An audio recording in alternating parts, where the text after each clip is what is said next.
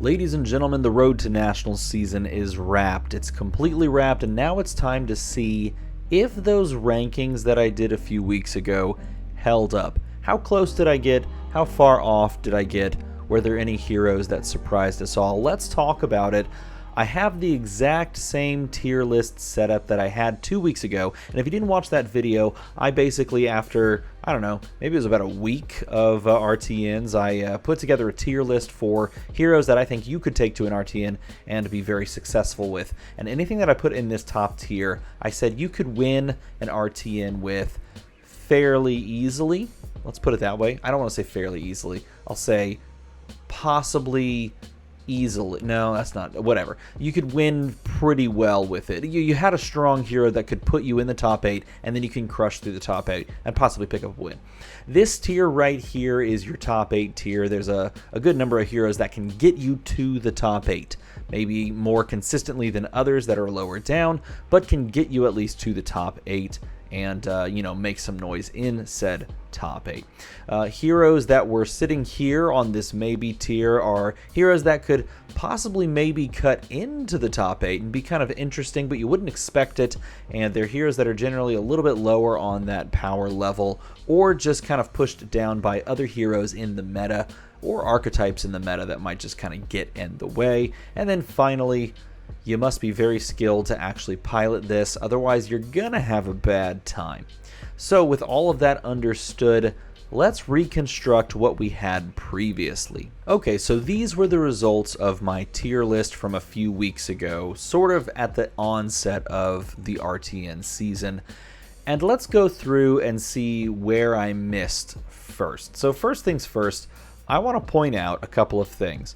We did have several Dash players and Dash in general finish higher than perhaps this must be very skilled. When I put this together, I considered Dash to be a little underpowered comparatively towards the board, towards this entire meta, just because I felt like if you're going to play control, well, there's probably better control options, and if you're going to play, just aggro, there's definitely better aggro options.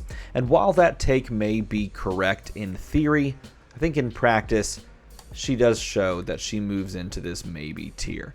I'm not going to go so far as to cut her up into the top 8, even though we did have several events where she did top 8. I do think she sits squarely and solidly in the maybe tier. Now the question becomes, where within this tier does she sit? Possibly further, like past several of these heroes. But we'll talk about a few of those as well. I do want to point out, we had a good number of people back on Katsu because, and possibly because, I should say, we got ninja cards in this new set, and so the ninja players who have been playing Katsu, since the beginning, got new tools, and they're already good at Katsu, so of course, they put up some numbers and they put up some top 8 finishes. I will say, and I don't know this off the top of my head, I really wish that they would update all of the deck lists and the finishes on the FabTCG website, because I am actually very curious to see if there were more Dash finishes or Katsu. At the time of this recording, I don't think they've fully updated the list, but I'll have to check back as I edit the video. Nevertheless, I think these two overperformed where I expected them to, and certainly can start being considered to kind of cut up in that direction. Another hero that overperformed in a very real and palpable way was Sir Boltyn, and I was very surprised by this, namely just because Boltyn himself is so card hungry in an aggro meta where they can push, like heroes can push a lot of damage. If you're card hungry, you can kind of fall, behind very easily if you're not blocking, or you can't keep up with your own aggro. That being said, Boltyn did have some pretty decent finishes in a lot of larger tournaments, at least based on the ones that I watched and the results that I followed. And with that being said, I was surprised, and pleasantly surprised, I should say, to see Boltyn making some noise again. So for me, these three heroes down here overperformed my expectations, and I'm really excited for that, and I want to see where that goes. I should also speak to Levia, because Levia did get more Living Legend points thanks to Mansant. I watched him pick up his Road to Nationals win. It was really exciting. It was a really cool game. Spoiler alert, like I said, he picked up the win. But I highly recommend that you go watch it. I forget what channel it was on, but I think it was his. I forget what RTN it was at. That's what I should say more clearly. Nevertheless, I do still think you must be incredibly skilled and well-versed with the hero in order to make that work, so I am going to let this stand pat. The same thing is true with Kano. I think Kano's in the exact same spot. I think this one was 100% correct. I think you have to be very skilled. There were some players that did cut into top 8s and did pick up a few wins, but the small sample size and the data that probably supports those RTNs and, you know, size of RTNs and all of that sort of thing, local meta, all of that is hard to crunch the numbers for. So I do feel very comfortable leaving these heroes here.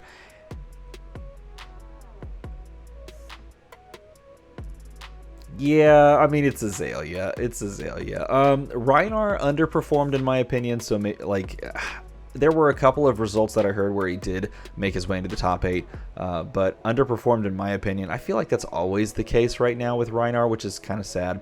Dorinthia did a few things early, did get some top 8s as well, if I remember correctly, but never really, I think outside of maybe like 1 or 2 RTNs that I can remember, maybe a few more, never really kind of cut her teeth further along. That being said, she did finish more top 8s, so maybe I should give her some more credit, because I do remember that being listed recently, so maybe I should give that more credit. There is some really cool gameplay on Dorinthia, if I remember correctly, on a few of these RTNs that you can watch on channels. By the way, if you're not watching some of these RTNs, the streams are fantastic. People are doing a great job setting up streams for local game stores that are running RTNs, decent sized RTNs too, and they're putting out great streams. I highly recommend you go and like watch the events, because it's great gameplay, it's really interesting, the game is fantastic by itself, so watching this high level play, really good. So these are these bottom tiers. I'm happy with how these sit. If you would like to move any of these 3 up into top 8, you could make that argument. Personally, I think they all sit here nicely, but I do think that by and large these were pretty close overall. And then we come to the top 8 tier, and this is where things get a little bit interesting, because I think there is a little bit of some mix-up going on. I think Bravo is really starting to perform well, and I don't think deserves that you know, downward placement. I think Icelander is really starting to underwhelm, particularly me underwhelm. I think theoretically Icelander has a lot of good matchups into some of these heroes. Like, for example, I think theoretically Icelander has a good matchup into Phi, who runs predominantly red cards, and yet, and probably I should also say to a certain degree Viserai and Briar as well, because disruption effects can be, you know, nasty, and you can side in things against these heroes. It's rough against Prism, and that's always been the case with Wizards against Prism. But that being said, I feel like there's probably more matchups than not that are just a little underwhelming right now, and so I think overall Icelander does move down a few pegs in my book. Does she drop all the way to the maybe tier? I think so, which is, to me, is a little bit sad. That being said, one of these heroes you could also probably make an argument for moving up, and maybe it's something like a Dash, which Dash does have some tools to push into specific matchups and the ability to build a deck and craft a deck that can pivot one way or the other. So if you wanted to make, I guess, the splitting hairs argument of keeping all of the heroes at the same distribution that we had prior, well, this is one way that you can do that. I think swapping those two all of a sudden becomes a little bit more interesting. But I have been playing a lot of Icelander in Classic Constructed, and I am starting to fall off as far as just the current deck construction. I'm hoping that as people iterate on the decks and the card swap ins, the card swap outs, the matchups, that sort of thing, the complexity there, I hope she comes back, because she's probably my favorite hero in recent memory, just in general, and that art is sick.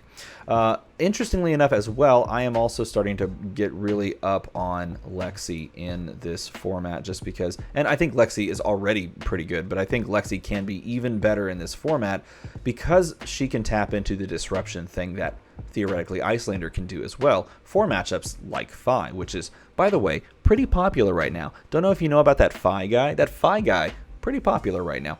And Lexi has some theoretical disruption at her disposal in both creating like Frostbites and playing Channel Lake Frigid, cards like that are just general disruption, but also disruption with on-hit effects. And it's that I find incredibly intriguing. Disrupting through normal means and normal powerful cards like Channel Lake Frigid and Channel the Bleak Expanse, but also disruption through on-hit effects and fusing in that respect. She has access to both of those. And yes, so does a hero like Icelander, and to some degree a hero like Oldhim, but she can do it in a way that's perhaps more threatening than both of them, and she has a set of cards and perhaps a card pool that can provide more of a threat to both damage and disruption than the others. Oldhim to me is falling down a little bit, and I'm still undecided on where Dromai sits, because there's a lot of decent results coming out with Dromai, and I feel like everybody, and this might be totally wrong, but I feel like everybody's a little bit like head scratcher on Dromai, because like there's fundamentally just fantastic matchups where it's like, cool, I establish a board, my opponent's not really going to do very well removing it, and if I'm playing aggressively, which, by the way, I do want to put out an aggressive list for Classic Constructed for Dromai, because I think I'm going to pivot towards that, because I really like that style.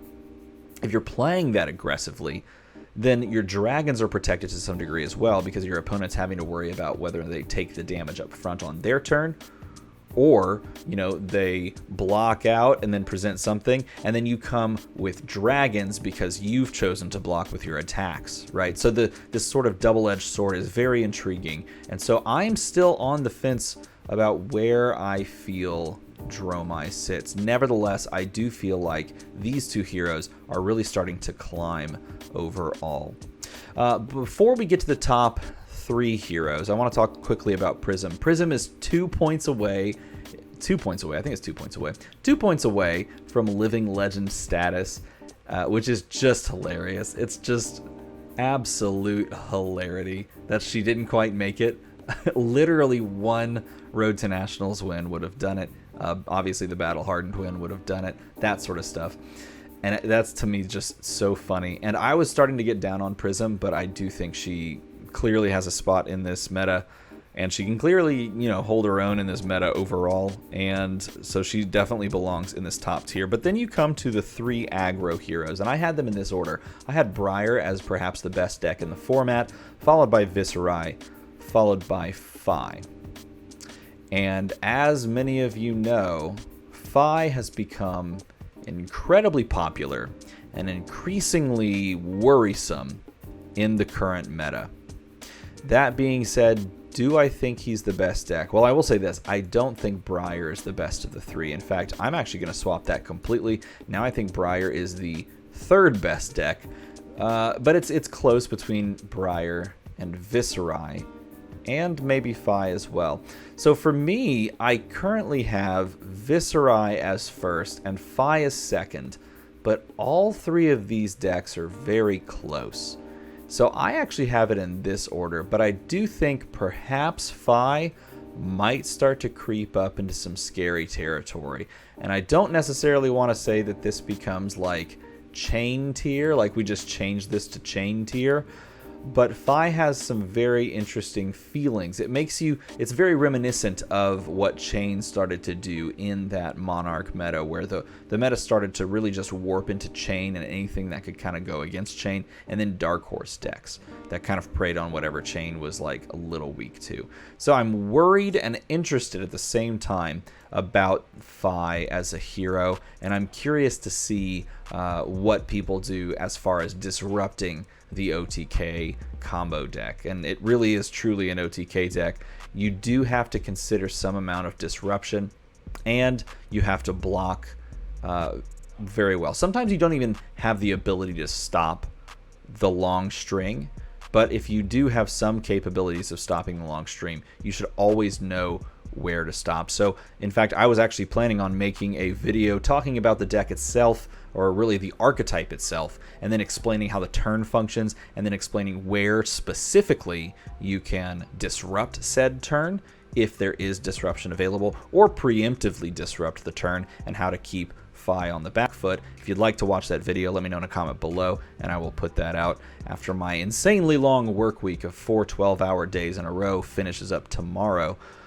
After all that, maybe I'll make that video. But this is currently where I stand with this meta. Things that really stood out to me are how Bravo is charging back up, how underwhelming I feel about Icelander after playing a bunch of games, and how Boltyn overall is doing pretty well. And then I'll leave you with one final thought. This hero runs a decent number of blues. This hero runs a kind of okay number of blues, but doesn't have a ton of sideboard spots for Arcane Barrier. This hero can run Spell Void, and then can maybe kind of like race you down. Does Kano have a way of creeping into this meta in any way, shape, or form as sort of a dark horse, just because people may yet again be cutting Arcane Barrier? I'm not quite sure, but it depends on how many people are sideboarding in things like Oasis Respite. Because if they're not, I don't know, maybe that's just me. That could just be me. If you enjoyed this video, feel free to make that number go to the other number and join my Patreon, where I'm posting deck lists and deck guides and deck techs, and we're talking about drafting Uprising, and we're having a good time. As always, everybody, thanks for watching.